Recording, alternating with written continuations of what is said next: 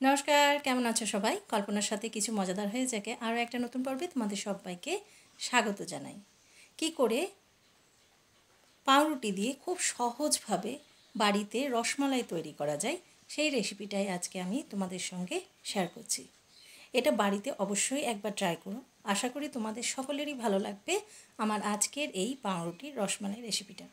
বানানো খুব সহজ, ঘরে থাকা কয়েকটা উপকরণ দিয়ে খুব সহজে ঝটপট তৈরি হয়ে যায় পাউরুটির রসমালাই।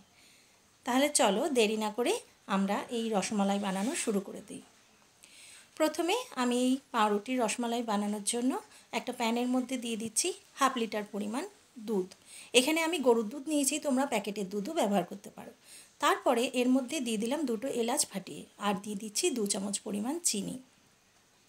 এখন সমস্ত কিছু খুব ভালো করে মিশিয়ে দুধটাকে হাত দিতে পারবো এইরকম অবস্থায় গরম করব। সেই সময়ে আমি দিয়ে দিচ্ছি 1/2 কাপ পরিমাণ গুঁড়ো দুধ। গুঁড়ো দুধটা দিয়ে করলে এই রসমালাইটা খেতে আরও বেশি ভালো লাগবে। ঈষদুষ্ণ গরম থাকা অবস্থাতেই এই গুঁড়ো দুধটা মেশাবে।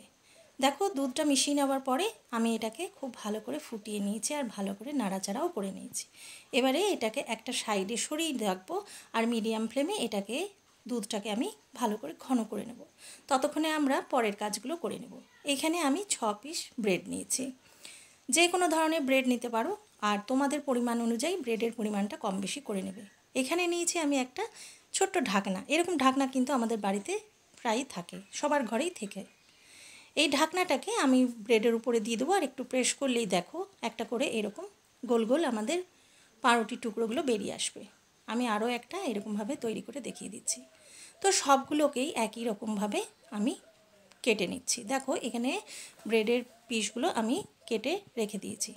এবারে এই যে পাউরুটির টুকরোগুলো রইলো, এটা তোমরা ভেবো না যে এটা নষ্ট হবে। এগুলো দিয়ে অনেকগুলো রেসিপি হবে। দেখো, পাউরুটির পোলাও করতে পারো, তাছাড়া ব্রেড টোস্ট করতে পারো, আর আরও একটা ভালো হলো এটা দিয়ে তোমরা ব্রেড ক্রাম্বস করতে পারো। এবারে এদিকে দেখো, দুধটা কিন্তু বেশ ভালো মতো ঘন হয়ে গেছে, আর একটুখানি আমি ঘন করে নিচ্ছি। দুধটা খুব ভালো করে ঘন করে নিয়েছি। এর মধ্যে এখন আমি দিয়ে দিচ্ছি 1 চামচ পরিমাণ কনডেন্স মিল্ক। এটা কিন্তু দিতেও পারো, চাইলে স্কিপ করতে পারো। কনডেন্স মিল্কটা দিয়ে খুব ভালো করে নাড়াচাড়া করে নিলাম। এই দুধটাকে আর আমি ঘন করব না, দুধটা এইরকমই ঘনত্বের থাকবে। এবার এটাকে আমি নামিয়ে পরে একটু ঠান্ডা করে নেব। দেখো, দুধটা আমি নাড়াচাড়া এরকমভাবে চামচ দিয়ে নাড়াচাড়া করে করে ঠান্ডা করে নিয়েছি। এবারে যে আমি ব্রেডের টুকরোগুলো করে রেখেছিলাম সেটাকে এই মালাইয়ের মধ্যে দিয়ে দেবো। এইটাই হলো আমাদের মালাই তৈরি। খুব গরম থাকা অবস্থাতেই ব্রেডগুলোকে দিলে ব্রেডটা কিন্তু খুব জলদি নরম হয়ে যাবে আর ভেঙে যাবে। তো একটু ঠান্ডা করে ব্রেডের টুকরোগুলো দিও, আর ব্রেডের টুকরোগুলো দিয়ে এপিট ওপিট একটু উল্টে দিবে। এতে করে কি হবে, যে মালাইটা সেটা ব্রেডের মধ্যে খুব ভালো করে ঢুকে যাবে, আর আমাদের রসমালাইটা খেতেও কিন্তু খুব সুন্দর হবে।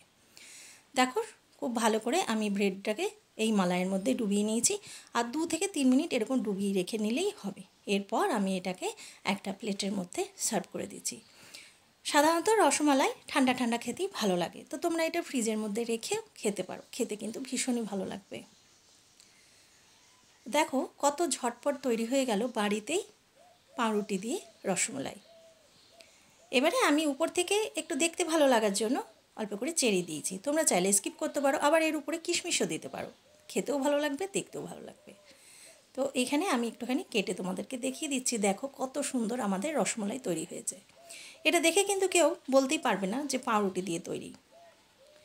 হয়তো দোকানের মতো এত টেস্টি হবে না, কারণ সমস্তটাই আলাদা উপকরণ। একটা ছানা দিয়ে তৈরি হয়, একটা আমি ব্রেড দিয়ে তৈরি করেছি, কিন্তু দোকানের থেকে কোনো অংশে খেতে কম হবে না, খেতে কিন্তু ভীষণই ভালো হয়। তো বন্ধুরা, ভিডিওটা যদি ভালো লাগে তো লাইক করো, শেয়ার করো, আমার চ্যানেলটা সাবস্ক্রাইব করে নিও।